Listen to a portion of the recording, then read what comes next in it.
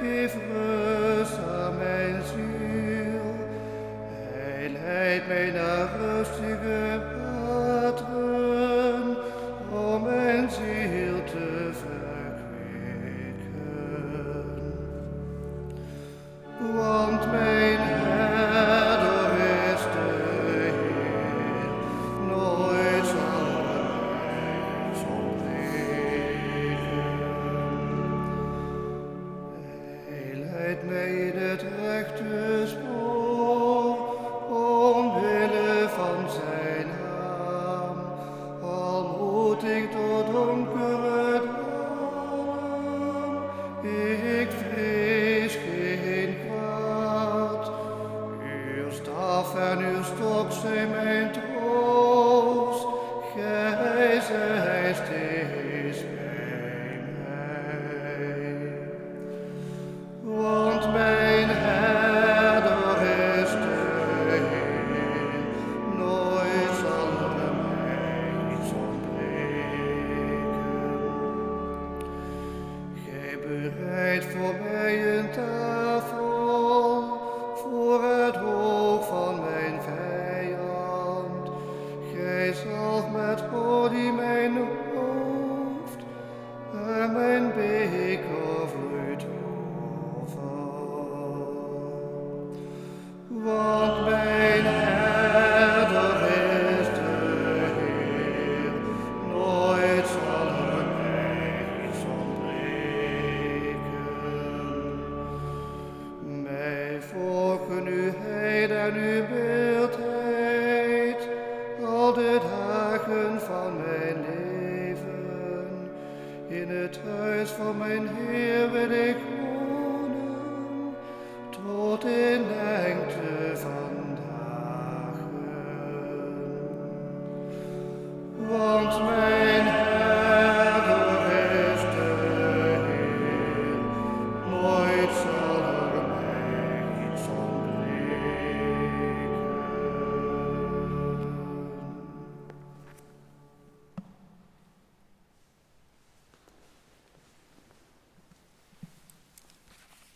In de naam van de Vader, de Zoon en de Heilige Geest. Amen. De genade van onze Heer Jezus Christus, de liefde van God en de gemeenschap van de Heilige Geest zij met u allen. En met uw geest. Van harte welkom mogen ons weten, de enkele wij die hier samen zijn om Eucharistievieren mogelijk te maken. Maar ook en vooral u, die via diverse media met ons meekijkt, meer nog met ons meeviert. Die misschien zelfs thuis even een rustplekje hebt gemaakt met een kaarsje. Die misschien even tegen bezoek hebt gezegd, tegen mensen die belden hebben gezegd, bel me later even terug, want ik wil nu Eucharistie meevieren. Wellicht kijkt u via Kerkdienst Gemist, via Facebook of via Twitter. En wellicht kijkt u ook via de lokale omroep RTV Parkstad en hebt u het nieuwe kanaal 43 gevonden en ontdekt. Of kijkt u zelfs vanuit regio's die eerst geen bereik hadden met deze zender, maar nu wel, nu deze zender in heel Zuid-Limburg te ontvangen is. Samen willen we vieren. We doen dat aan het begin van de meimaand, Maria-maand. De maand bijzonder aan Maria toegewijd. We zien ook bij het beeld wat hiernaast staat extra kaarsen ontstoken om zo Maria te eren, op haar voorspraak te bidden. Maar het is ook de paastijd, wat we zien in de paaskaars die boven ons toont, maar ook ervaren in de liturgie zoals we die vieren. Samen willen we zijn in deze 4e week van Pasen, de week van de Goede Herder, waarin het herderschap van Christus centraal staat en we ook altijd bidden om roepingen, bidden voor herders in onze tijd. Vandaag willen we het ook bijzonder doen met muzikale omlijsting van Jo Loepe, altijd zo trouw in ons midden, maar ook ondersteund door Kelly God, afkomstig uit Welte, waardoor we ook de verschillende parochies van ons cluster met elkaar verbinden, waarvoor hartelijk dank. Samen willen we Eucharistie vieren. Openen dan ons hart. Ik belijd voor de Almachtige God en voor u allen dat ik gezondigd heb in woord en gedachte, in doen en laten. Door mijn schuld, door mijn schuld, door mijn grote schuld. Daarom smeek ik de heilige Maria, altijd macht, alle engelen en heiligen en uw broeders en zusters, voor mij te bidden tot de Heer onze God. Mocht de almachtige God zich over ons ontfermen, onze zonden vergeven en ons geleiden tot het eeuwig leven.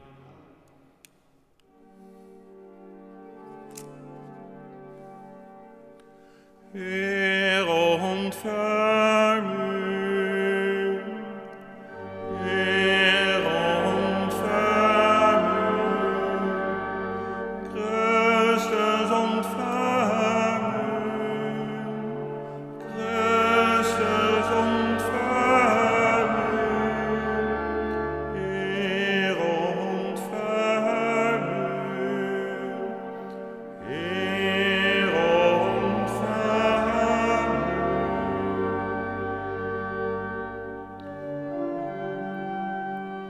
Heer aan God in den hoge, en vrede op aarde aan de mensen die hij lief heeft. Wij loven u, wij prijzen en aanbidden u.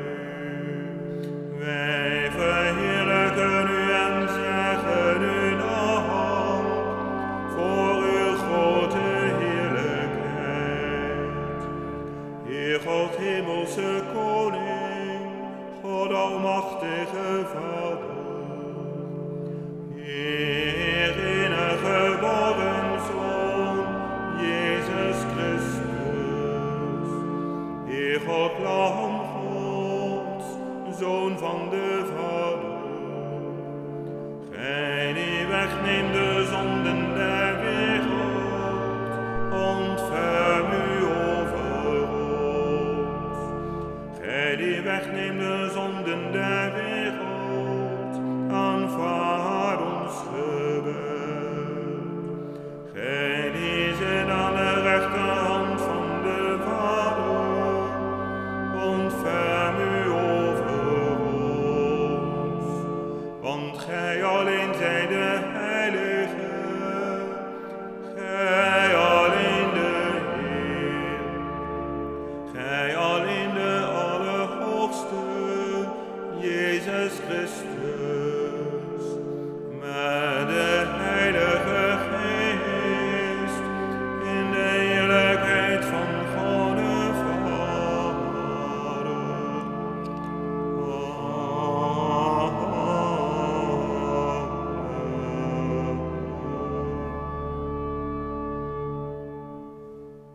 Laat ons bidden. Almachtige eeuwige God, leid ons op de weg naar de eeuwige vreugde.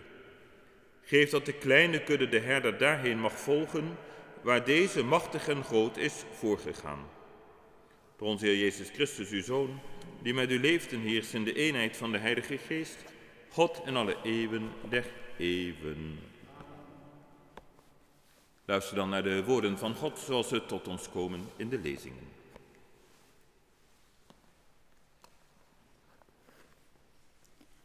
Uit de eerste brief van de heilige apostel Petrus.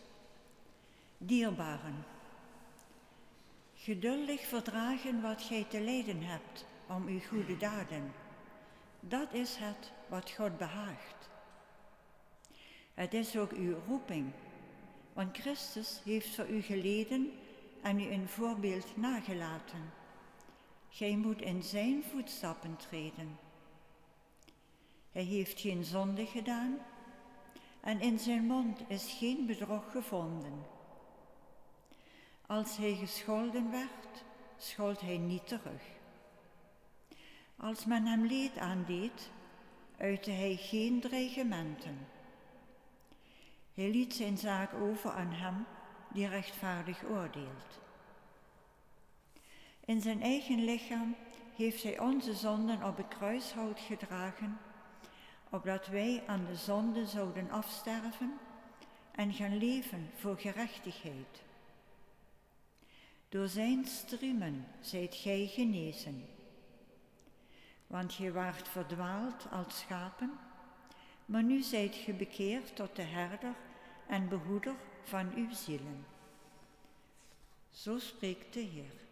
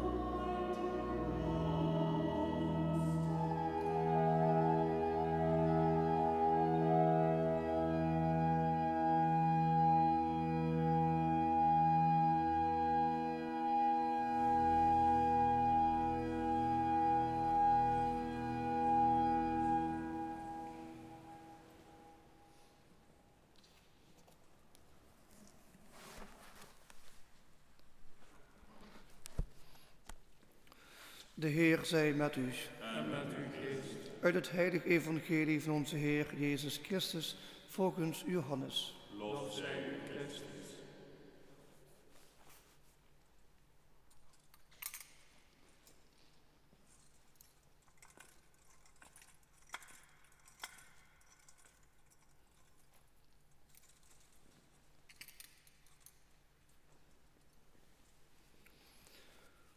In die tijd zei Jezus, voorwaar, voorwaar, ik zeg u, wie niet door de deur, maar langs een andere weg de schaapskooi binnengaat, hij is een dief en een rover. Maar wie door de deur binnengaat, is de herder van de schapen. Hem doet de deurwachter open. De schapen luisteren naar zijn stem. Hij roept zijn schapen bij hun naam en leidt ze naar buiten. En als hij al zijn schapen naar buiten heeft gebracht, trekt hij voor hen uit, terwijl ze hem volgen, omdat ze zijn stem kennen. Een vreemde echter zullen ze niet volgen, integendeel, ze zullen van hem wegvluchten, omdat ze de stem van vreemden niet kennen.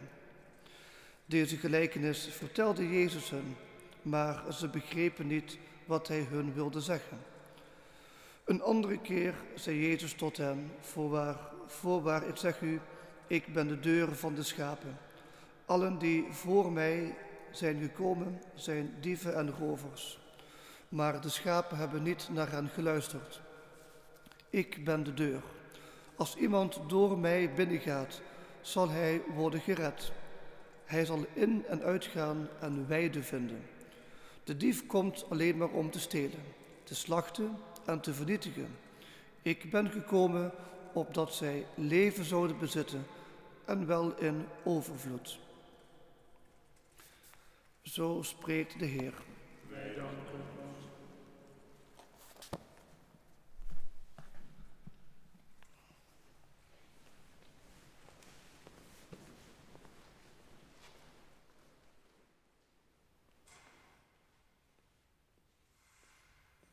Beste allemaal. Allereerst hoop ik natuurlijk dat het u en de uwe, dat het u goed gaat. Niet alleen lichamelijk, dat u niet getroffen bent door COVID of door andere lichamelijke ongemakken en zieken. En hoop ik dat het u ook goed gaat als mens, als persoon binnen die omstandigheden. Dat u uw draai vindt om te doen wat u toch wel kunt doen in uw leven en wat er toch gebeuren moet. Het beeld van deze zondag zet ons daarin aan het denken. Het beeld van een goede herder. Ik pak er even iets bij. Nu voor de camera heb ik daar meer de kans voor dan normaal in de kerk.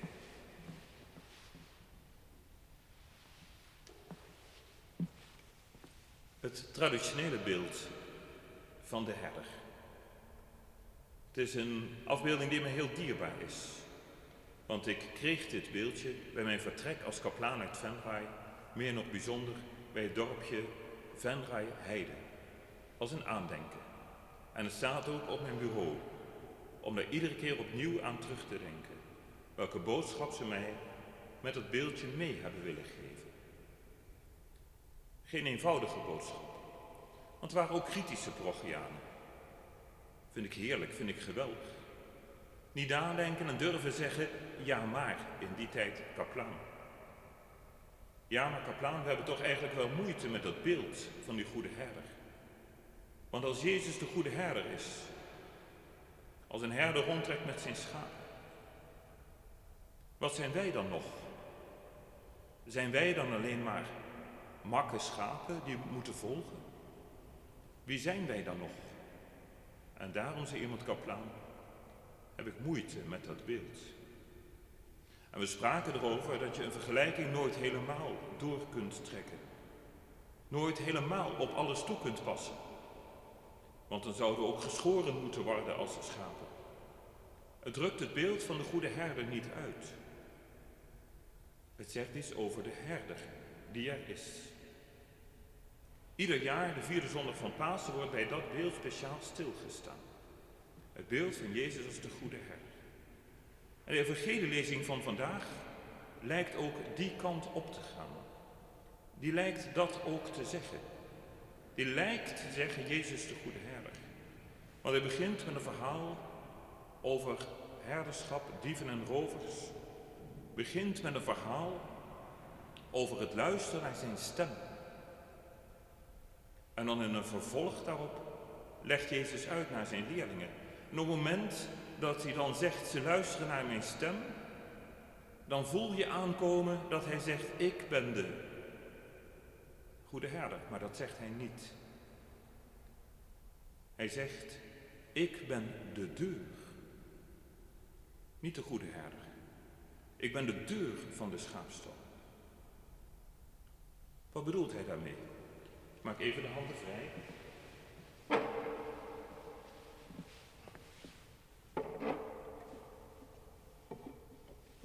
Maar het beeld van die herder houden we toch vast. Herderschap in die tijd moet je voorstellen dat een herder niet op één plek bleef. Het is een warm en droog land. En met de kuddes moest hij onderweg gaan om groene velden te vinden. Wat was er een stal? Dat kon een rots zijn, een rots, zoals mogelijk bij de geboorte van Jezus. Maar vaak loste de herder het ook ter plekke op en kon hij gebruik maken van voorgangers die dat op eenzelfde manier hadden gedaan. De keien die hij vond, vaak het land mee bezaaid, stapelde hij op tot muurtjes. De schapen gingen binnen die muur. En wat deed de herder? Hij ging zelf gehurkt in de deuropening zitten. En daarmee was hij als het ware de deur. De schapen konden niet naar buiten toe. Andere dieren niet naar binnen toe. De herder zelf was de deur van de schaapstal. Je moest langs hem gaan om binnen te komen. Klom je over het muurtje, was je een dief op een rover. Maar de deur is geen tegenspraak tot de herder. De herder is de deur. Door hem moet je gaan en door hem heen gebeurt het goede. Door hem heen zijn de schapen veilig en beschermd. Door hem heen zullen ze naar buiten gaan om op pad te gaan. In het weekend van de Goede Herder realiseren we ons ieder jaar dat mensen nodig zijn om het herderschap van Christus concreet te maken. Allemaal zijn we daartoe geroepen. Allemaal zijn we geroepen om zo te zijn. Maar we kennen ook nog het bijzonder priesterschap, waarin je geroepen bent als priester, diaken of religieus. Geroepen bent door God zelf, door zijn stem geraakt. Om dat herderschap van Christus, om dat concreet te maken in allerlei tijden. En ieder jaar realiseren we ons dat, met dit jaar op een bijzondere manier. Ik pak er weer even iets bij.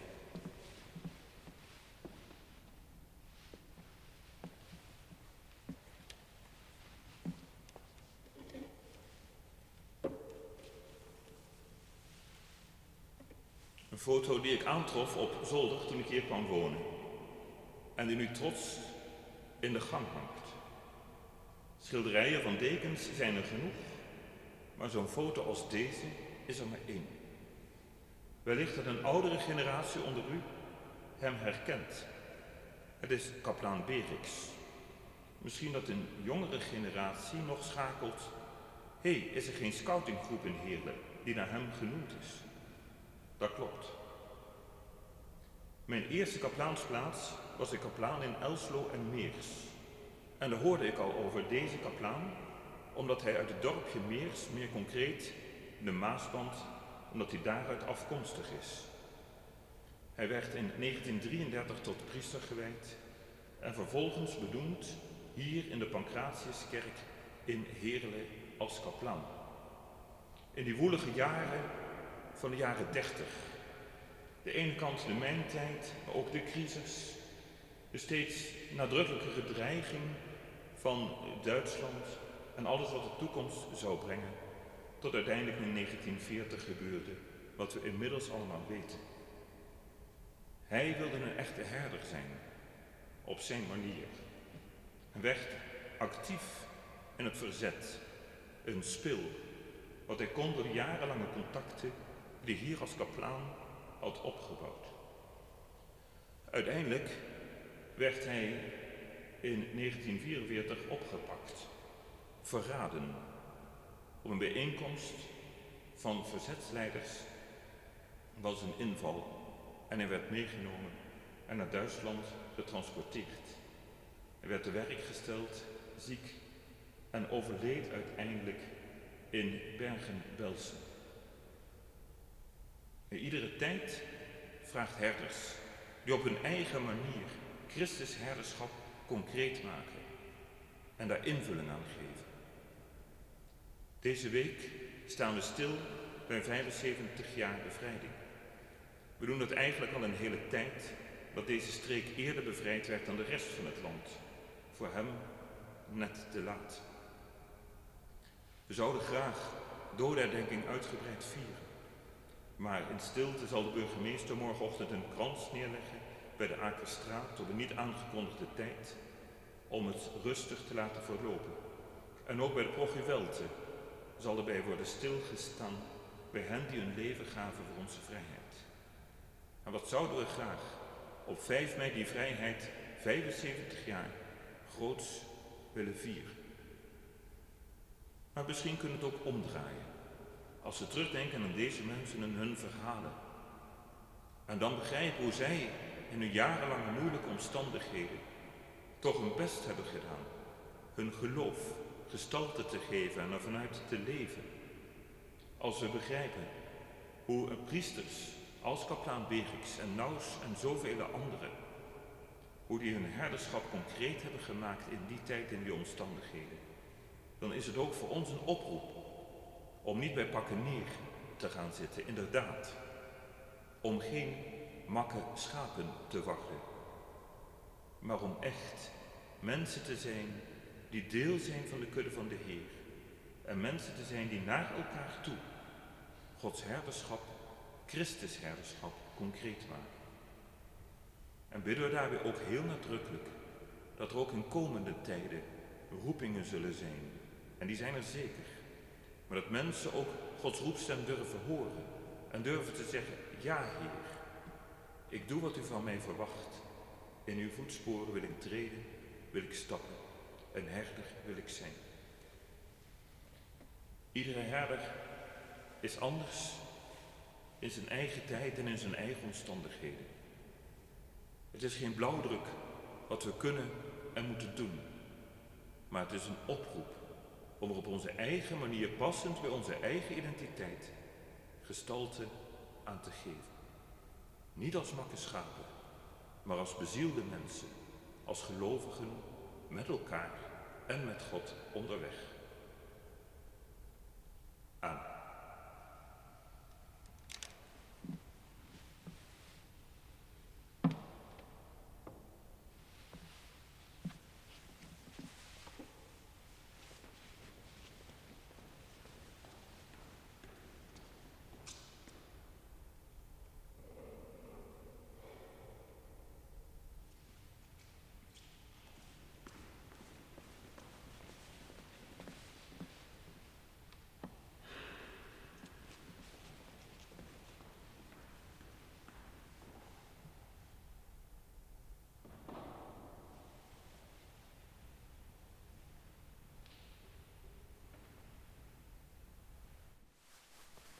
Getuigen we dan samen van het geloof dat in ons leeft, dat ons motiveert. Ik geloof in God, de Almachtige Vader, schepper van hemel en aarde, en in Jezus Christus, zijn enige Zoon, onze Heer, die ontvangen is van de Heilige Geest, geboren uit de maagd Maria, die geleden heeft onder Pontius Pilatus, is gekruisigd, gestorven en begraven, die nedergedaald is ter helle, de derde dag verrezen uit de doden, die opgestegen is ten hemel, zit aan de rechterhand van God, de Almachtige Vader. Vandaar zal ik komen oordelen de levenden en de doden. Ik geloof in de Heilige Geest, de Heilige Katholieke Kerk, de gemeenschap van de heiligen, de vergeving van de zonden, de verrijzenis van het lichaam en het eeuwig leven. Amen. Richt ons dan vol vertrouwen tot God en bidden we.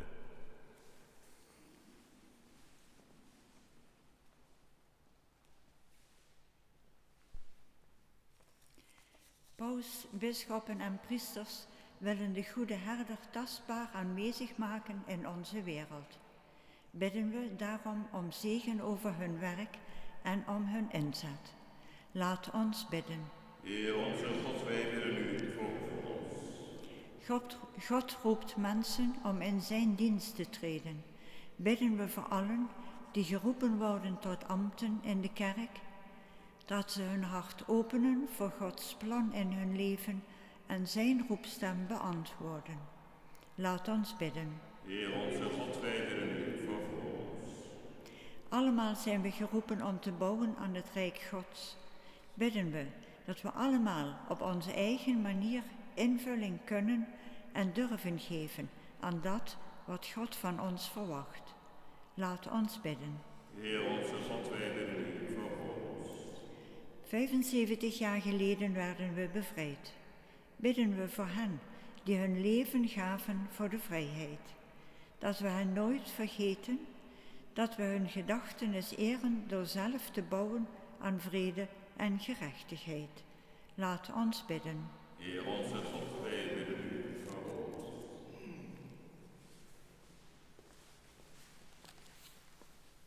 En bidden we voor hen voor wie deze mis aan God wordt opgedragen. Als eerste jaardienst voor Jacques Paas. Als jaardienst voor Frans en Lies Kuipers van Kan en Sis Senden Kuipers. Voor Lies Paas Rompen. Voor Alfons Graaf.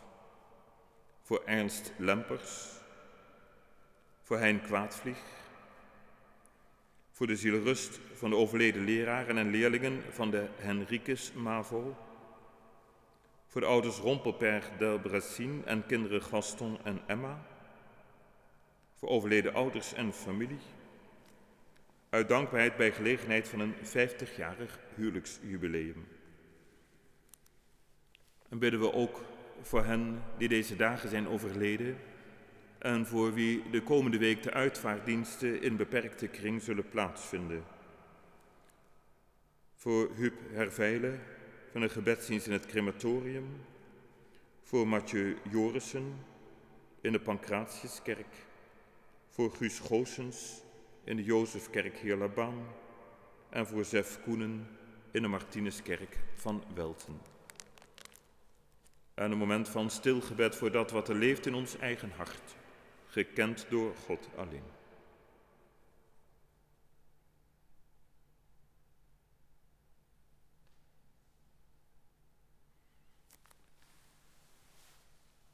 God, toevlucht in onze nood, kracht in onze vertwijfeling en angst, vertroosting in ziekte en lijden. Wees ons, uw volk, nabij en genadig, nu wij allen de gevolgen ondervinden van het uitgebroken coronavirus. Wees een beschermer voor hen die dit virus hebben opgelopen. Wij bidden voor hen om hoop en genezing. Wij bidden voor hen die aan de gevolgen van dit virus zijn overleden, dat ze bij u geborgen mogen zijn. Wij bidden voor allen die werkzaam zijn in de gezondheidszorg en het openbaar bestuur, dat ze uw nabijheid en zegen mogen ervaren in hun werk ten dienste van heel de samenleving. Doe ons beseffen hoe groot uw liefde is voor ieder van ons en dat gij met ons zijt nu wij de kwetsbaarheid van ons bestaan ervaren. Versterk ons geloof en onze hoop, zodat we ons altijd zonder aarzelen overgeven aan uw vaderlijke voorzienigheid. Door Christus onze Heer.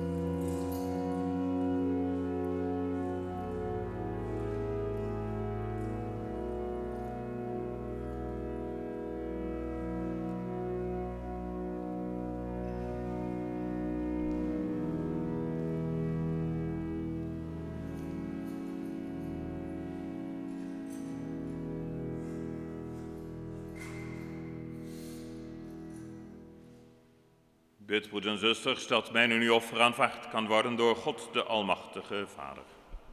Heer, door fruit aannemen, tot de eer van zijn naam, tot welzijn van ons en van heel zijn heilige kerk. Heer, in deze gave gedenken wij uw Zoon, de goede herder, die voor ons zijn leven heeft gegeven. Laat hij ons voorgaan in deze Eucharistie en ons voeren naar de bronnen van eeuwig leven. Hij die met u leeft in eeuwigheid. De Heer zij met u. Verheft uw hart. Brengen wij dank aan de Heer onze God. U danken wij, Heer God, omwille van uw heerlijkheid en om heil en genezing te vinden, zullen wij uw naam verkondigen al onze dagen. Maar vooral in deze tijd bezingen wij u, want ons paaslam Christus is voor ons geslacht.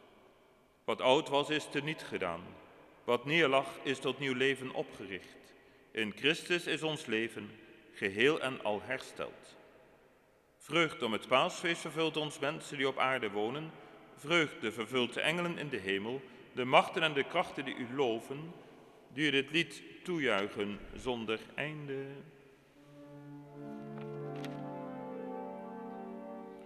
Heilig, heilig, heilige Heer, de Goede hemelse machten,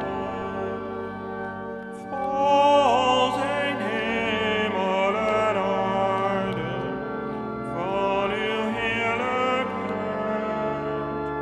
Hosanna in den hogen. Gezegend hij die komt in de naam des Heeren. Hosanna in den hogen.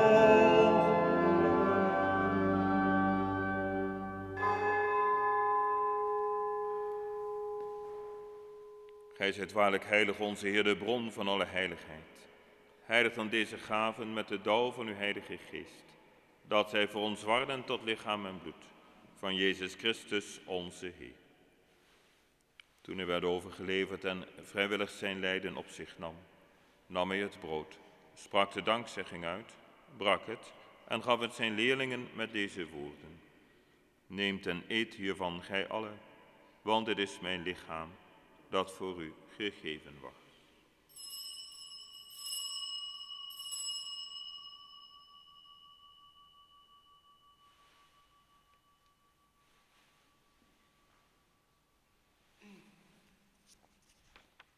Zo nam hij na de maaltijd ook de kelk, sprak opnieuw de dankzegging uit en gaf hem zijn leerlingen met deze woorden.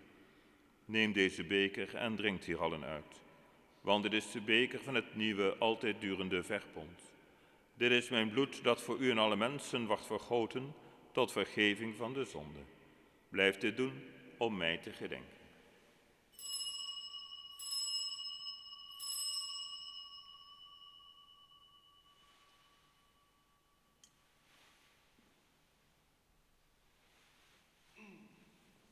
Verkondigen wij het mysterie van het geloof. Heer Jezus, wij verkondigen uw dood en wij belijden tot gij wederkeert, dat gij verrezen zijt. Zijn dood en verrijzen is indachtig God, bidden u aan het levensbrood en de kelk van het heil. Wij danken u dat gij ons waardig keurt om voor uw aangezicht te staan en uw heilige dienst te verrichten.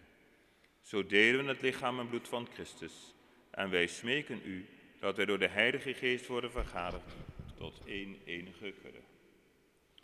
Denk toch, Heer, aan uw kerk verspreid over de hele wereld, dat haar liefde volkomen wordt. Eén heilig volk met Franciscus, onze paus, Harry, onze bisschop, Everard, zijn hullebisschop en allen die uw heilige dienstwerk verrichten.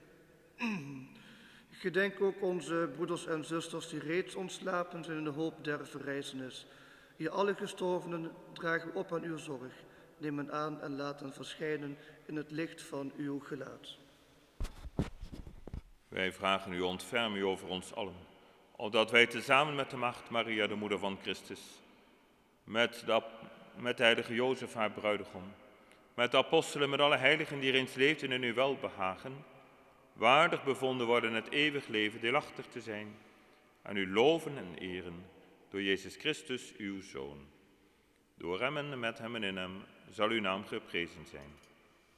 Heer onze God, almachtige Vader, in de eenheid van de Heilige Geest, hier en nu en tot in eeuwigheid.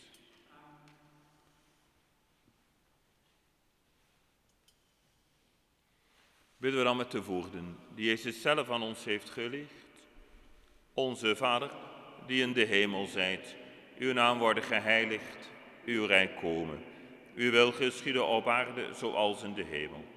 Geef ons heden ons dagelijks brood en vergeef ons onze schulden, zoals ook wij vergeven aan onze schuldenaren. En breng ons niet in beproeving, maar verlos ons van het kwade. Verlos ons, Heer, van alle kwaad, geef vrede in onze dagen, dat wij gesteund door uw barmhartigheid vrij mogen zijn van zonde, beveiligd tegen alle onrust, hoop verwachten op de komst van Jezus Messias, uw Zoon. Want van u is het koninkrijk en de kracht en de heerlijkheid in eeuwigheid. Amen. Heer Jezus Christus, hebt u uw apostelen gezegd: vrede laat ik u, mijn vrede geef ik u. Let niet op onze zonden, maar op het geloof van uw kerk. Vervul uw belofte, geef vrede in uw naam en maak ons één, gij die leeft in eeuwigheid. De vrede des Heeren zij altijd met u.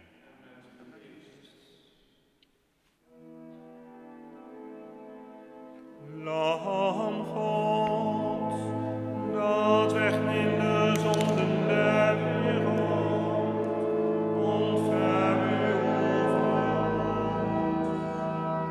Lam God, dat wegneemt de zonden der wereld, ontferm u over ons. Lam God, dat wegneemt de zonden der wereld, geef ons de vrede.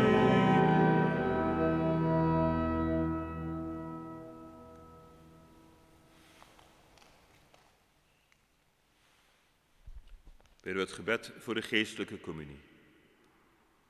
Mijn Jezus, ik geloof dat gij in het Allerheiligste Sacrament tegenwoordig zijt. Ik bemin u en verlang naar u. Kom in mijn hart, ik omhels u, verlaat mij nooit meer. Zalig zijn zij die genodigd zijn aan de maaltijd des Heren. Zie het lam Gods dat wegneemt de zonden der wereld. Heer, ik ben niet waardig dat gij tot mij komt, maar spreek en ik zal gezond worden.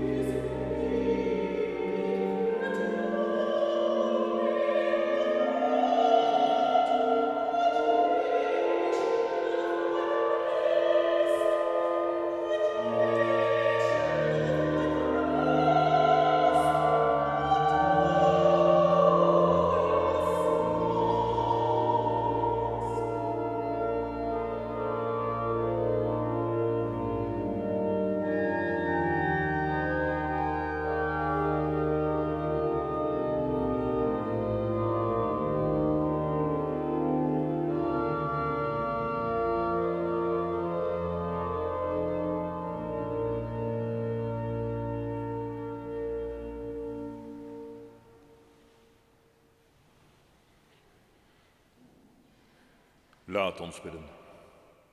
Heer, als een herder trekt gij voor ons uit. Ieder van ons kent gij bij zijn naam. Gij spreekt ons toe en voedt ons met uw lichaam en uw bloed. Wij vragen u dat wij niet verdwalen of verloren gaan, maar u volgen en luisteren naar uw stem, want gij alleen zijt onze redder, Christus onze Heer.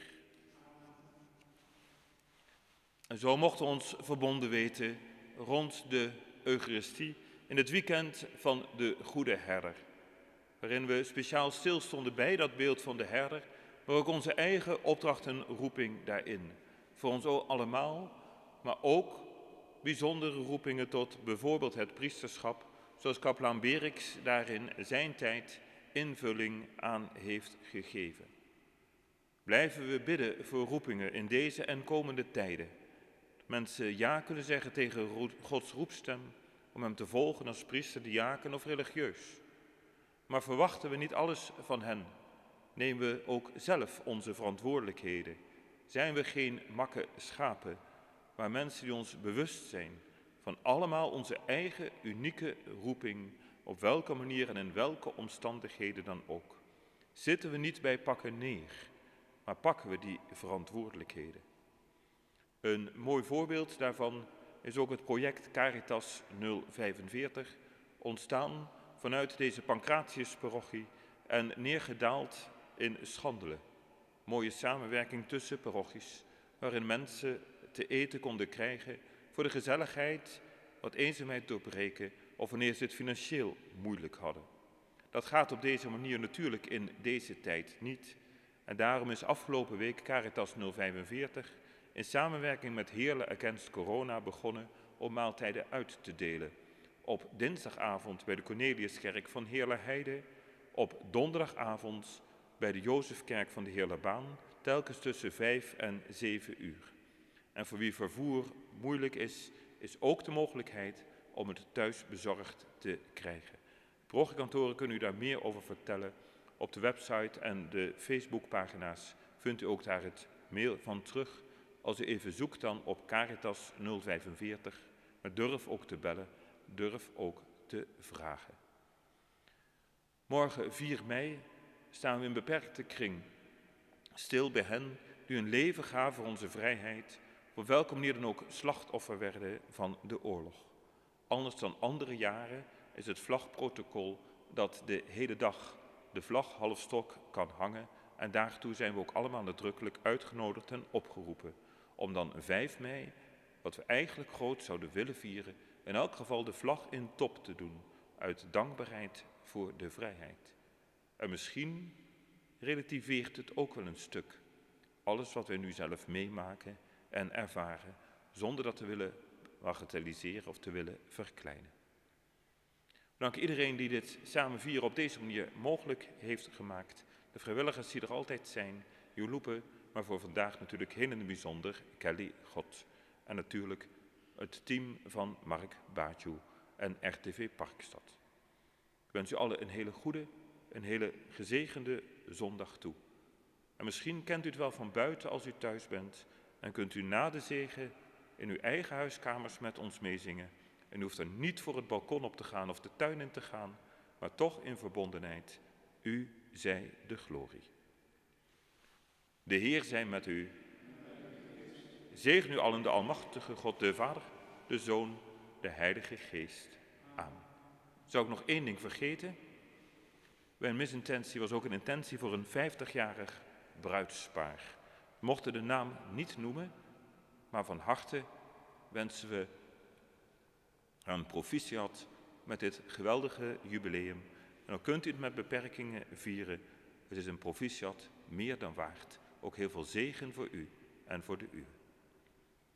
Zingen we samen, hier aanwezig en thuis, u zij de glorie.